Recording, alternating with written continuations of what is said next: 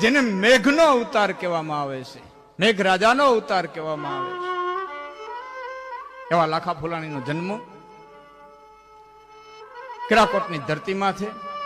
હાલ જેને કેરા બળદિયા કહે છે,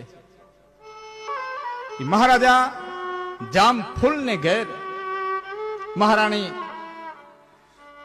સોનલદેના કુખેથી લાખાનો જન્મ થયો.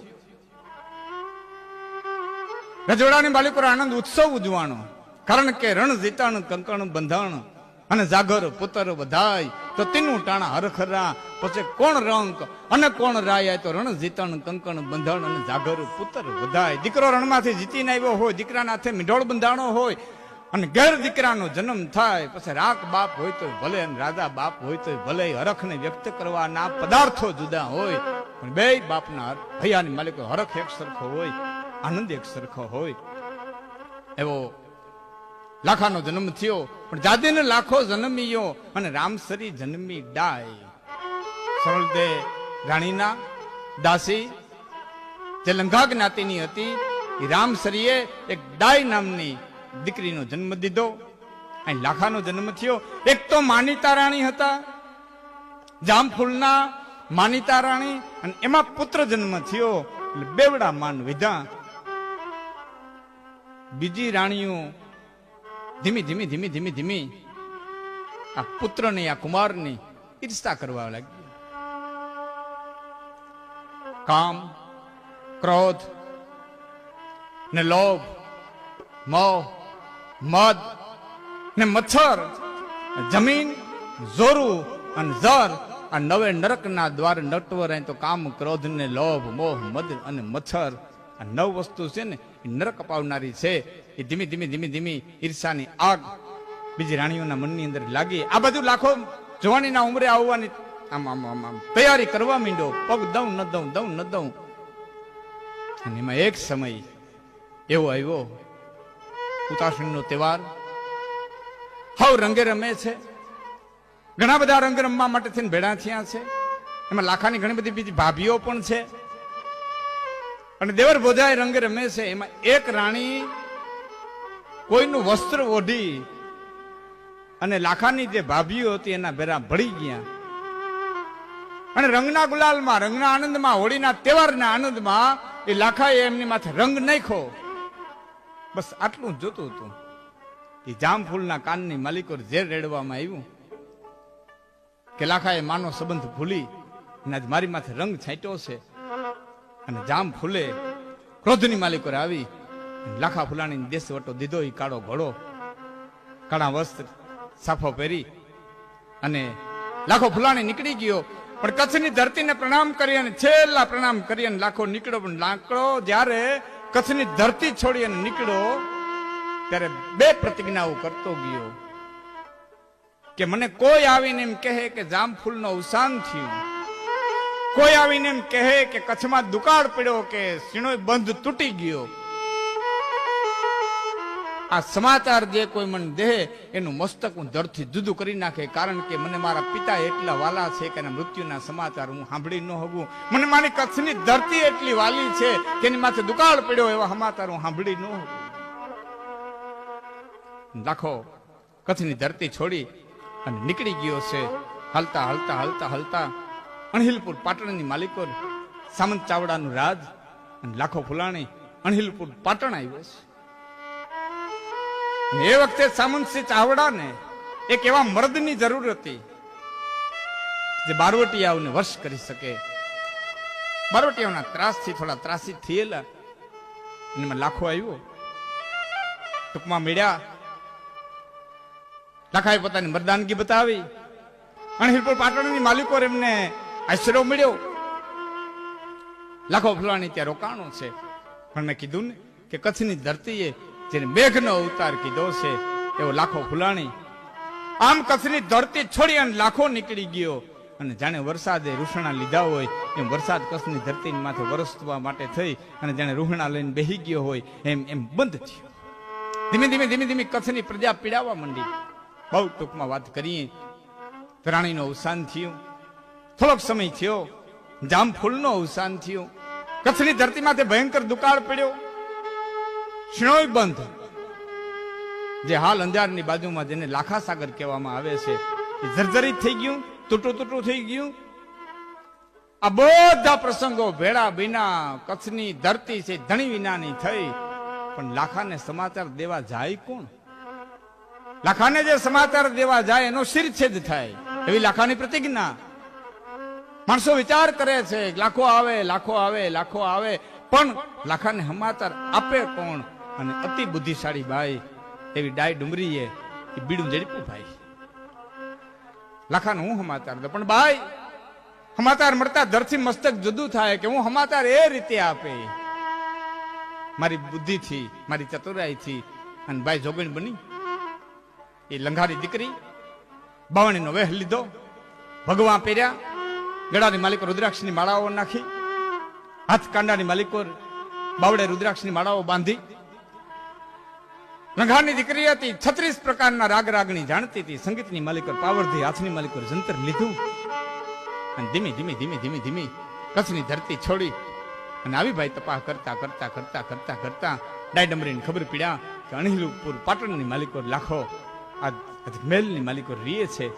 અણહિલપુર પાટણ આવી, શેરીએ ગલીએ નાકે ભાઈ જંતર વગાડતી જાય, પૂછા કરતી જાય, જંતર વગાડતી જાય, પૂછા કરતી જાય. અને ખબર પડ્યા કે આ મેલ લાખા ફુલાણીનો છે. રાતનો ડોડક મરહ ભાંગો, ડોડક પોર ભાંગો.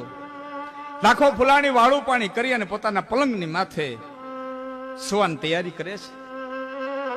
દીવાની વાટું થોડી ઉતર્યું છે અને એ સમય જોઈ અને ડાયડમરીએ જંતરની માથે હાથ મૂક્યો ભાઈ.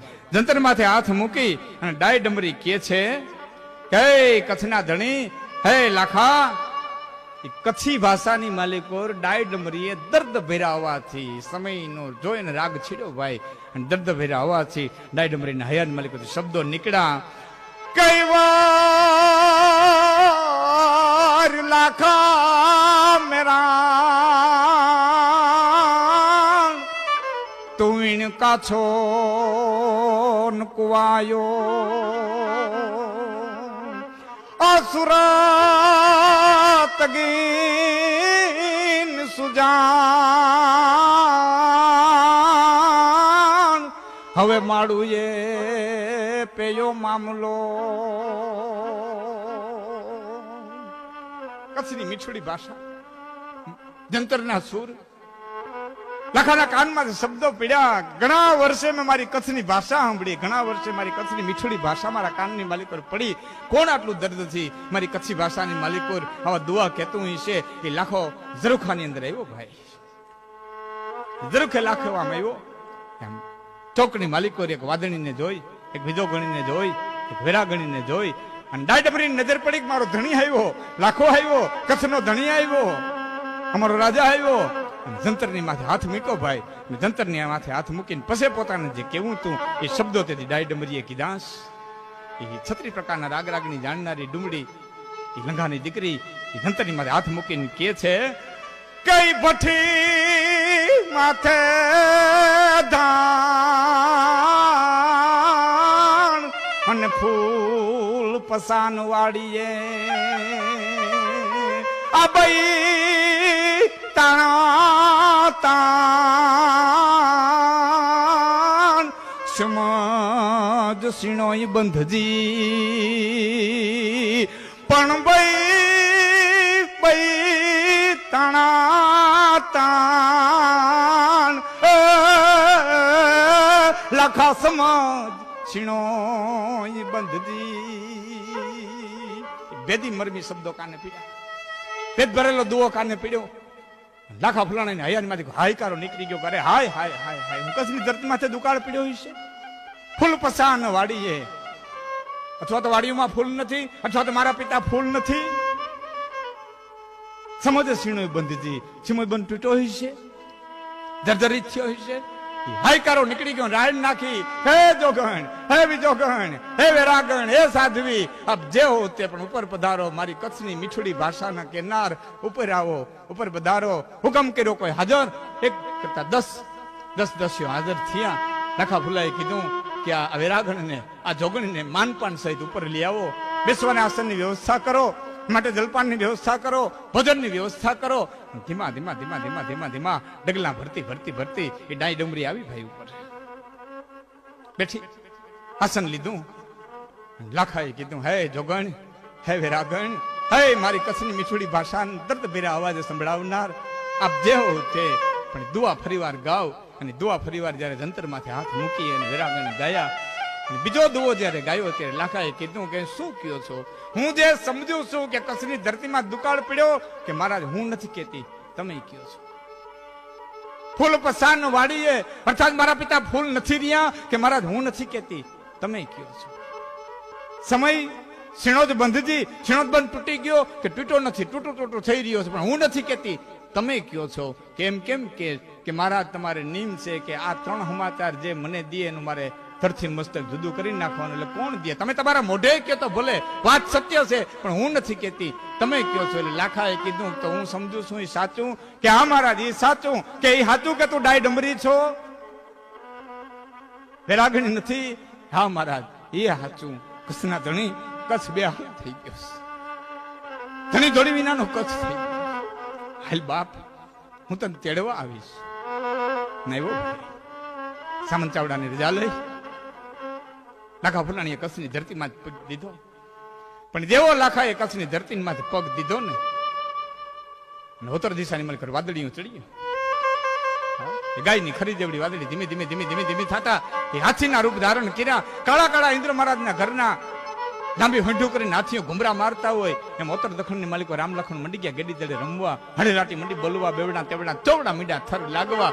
અને કચ્છની પ્રજા હરખાણી, કચ્છની પ્રજાએ નક્કી કરી લીધું કે અમારો ધણી આવ્યો, આજ મેં આવ્યો, આજ વરસાદ આવ્યો, હવે લાખો કચ્છની ધરતીમાંથી આવ્યો હોય. કારણ કે આવ્યા ને ભેડી આવે, આ તો જાતા ને ભેડી જાય, બધી મેની માયા કહેવાય. એ તો વરિહા પસે વેરડા, તો આવ્યા ને ભેડી આવે અને જાતા ને ભેડી જાય. કચ્છની ધરતીમાંથી લાખો ફુલાણી આવ્યો છે, કેરાકરની ધરતીમાંથી આવ્યો.